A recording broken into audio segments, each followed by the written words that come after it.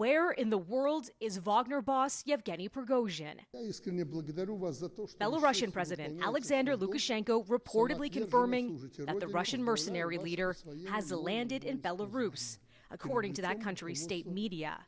And this flight tracker shows a Russian-registered jet, which is linked to Prigozhin, flew to Belarus from Russia on Tuesday, touching down near the capital Minsk.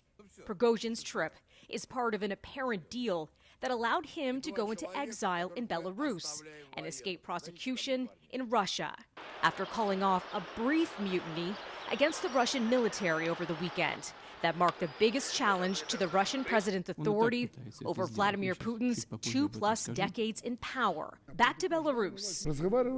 Lukashenko says he convinced Prigozhin to end the armed rebellion as Wagner fighters were pushing toward Moscow on Saturday.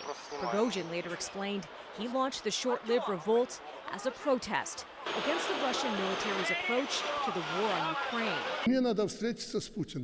Lukashenko claiming Tuesday he warned Prigozhin that his private forces would be squashed like a bug if they tried to enter Moscow. The Wagner chief and former Putin ally was last spotted publicly on Saturday after ordering his fighters to stand down.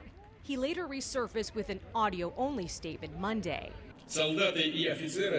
And new public comments from Putin, who saluted Russian armed forces for preventing what he called a civil war. Russian authorities have reportedly dropped a criminal case against the Wagner group, and it's all happening under a cloud of uncertainty over the status of Putin's influence in the wake of a short-lived but stunning upheaval. And an update on the status of Russian tactical nuclear weapons apparently moved to Belarus. Lukashenko now says most of those shipments have already arrived to his territory that neighbors Ukraine.